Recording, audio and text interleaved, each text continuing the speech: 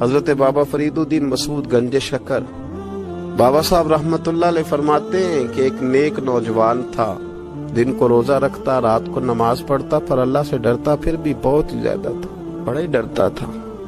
موت کا وقت آیا تو ماں ہی تھی بس اس کی، تو ماں سے کہنے لگا اماں میری ماں ہے، میرے ساتھ 3 وعدے تو کر۔ اس نے کہا پتر تو بتا، آخری ہجکی لے رہا ہے اور اس غریبنی ماں سے تو وعدہ لے رہا ہے، بتا کیا وعدہ۔ عرض کرنے لگا اماں جب میں مر جاؤں نا تو میرے گلے میں رسی ڈال کے تو مجھے گھمانا گھر کے صحن میں، اور لوگوں کو کہنا جو رب کی نافرمانی کرے اس کا یہی حال ہوتا ہے۔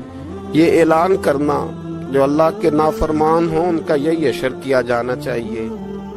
اور اماں پھر دوسرا وعدہ کر، میرا رات کو جنازہ اٹھایا جائے، میں نہیں چاہتا کہ کسی کے منہ سے یہ لفظ نکل جائیں کہ وہ دیکھو اللہ کا نافرمان جا رہا ہے، رات کو میرا جنازہ اٹھانا۔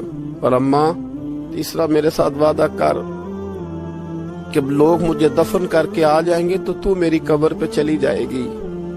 عمل میرے پاس کوئی نہیں، پر مجھے لگتا ہے ماں کے قدموں کی برکت سے عرش کا مالک بھی رحم فرمائے گا، اماں تو وعدہ کر۔ بابا صاحب رحمتullah علیہ فرمانے لگے کہ ماں بوڑھی ماں نے وعدہ کر لیا۔ کہا بیٹے ٹھیک ہے، اگر تیری یہی ضد ہے تو میں تیار ہوں۔ پھر اس نے کلمہ شہادت پڑھا، اس نوجوان کی روح پرواز کر گئی۔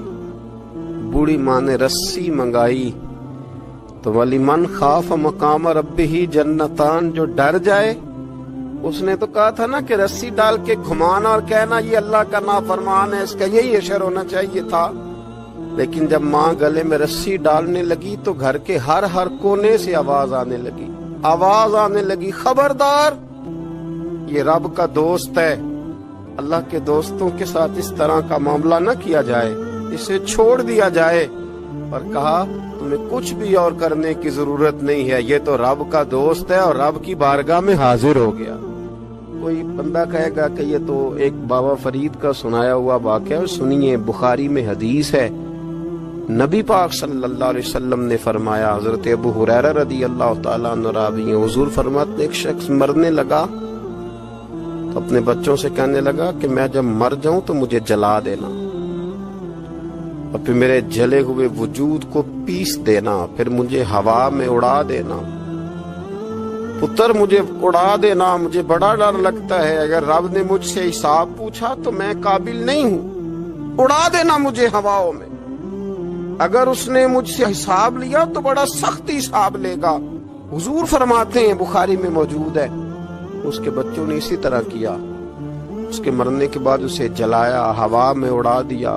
اللہ کے محبوب فرماتے ہیں رب کریم نے حکم دیا زمین کو کہ اس کے ذرات کو جمع کرو، زمین نے ذرے جمع کیے، خدا نے حکم دیا تو اس کا وجود پھر سے اسی شکل میں آیا۔ تو رب کریم نے فرمایا یہ جو تو نے وصیت کی تو کیوں کی؟ اللہ جانتا ہے کہ نہیں جانتا؟ یہ کی تو کیوں کی؟ تو وہ پڑا کہنے لگا اللہ میرے اندر تو طاقت نہیں تھی تیرے سامنے کھڑا ہو کے حساب دے سکوں، تجھے منانے کے لیے تیرے خوف سے ڈر گیا، میں ڈر گیا۔